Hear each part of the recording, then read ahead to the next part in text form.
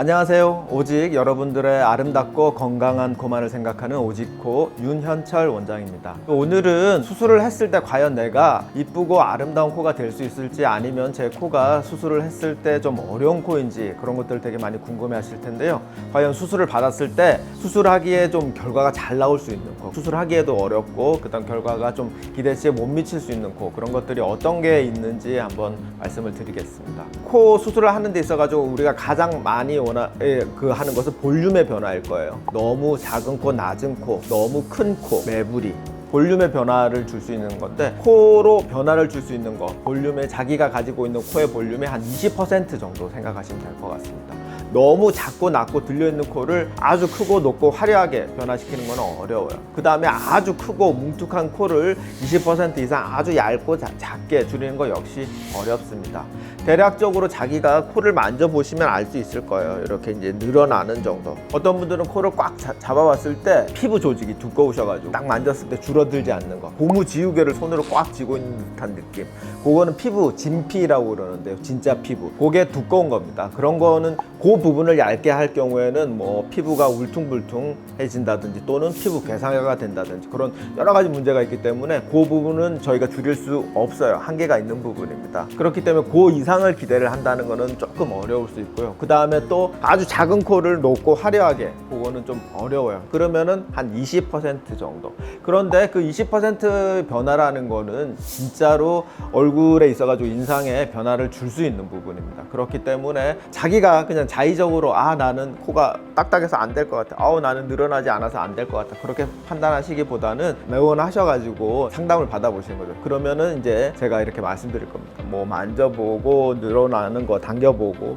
그 다음에 연골의 정도도 체크해보고, 그러면서 제가 해드릴 수 있는 거 예상치는 한 요 정도가 될 수 있을 것 같습니다. 그랬을 때 요 정도면은 기대치 생각한 거에 충분히 근접할 수가 있을 것 같습니다. 그러면은 뭐 수술을 받는 게 당연히 도움이 되실 거고요. 그 다음에 조금 그거보다 더 높으실 수 있잖아요, 기대치가. 그런 경우에는 지금 그 부분에는 조금 못 미칠 수 있을 것 같습니다. 뭐 이런 식으로 상담을 한번 받아보시는 게 도움이 되실 것 같습니다. 그리고 또 휜 코 때문에 이제 병원을 많이 내원하시는데, 이렇게 뭐 외상이나, 대부분 외상입니다. 그 다음에 또 뭐 유전적인 경우나 또는 어떤 특정한 생활 습관, 질병에 의해서도 코가 휘어질 수 있습니다. 그런 경우 코가 단순히 휘어져 있는 거, 그러니까 무슨 말이냐, 미간 쪽 위의 중심 이마, 아래쪽 중심 인중, 이 부분이 정확하게 일치하고 그 중간이 이렇게 휘어져 있는 경우에는 교정을 쉽게 할 수가 있습니다. 물론 이제 어려운 수술이긴 하지만 그리고 또 그런 교정을 받았을 때는 코가 반듯해 보이고요. 그런데 많은 분들이 코 자체가 휘어진 경우도 있지만 거기에 더해서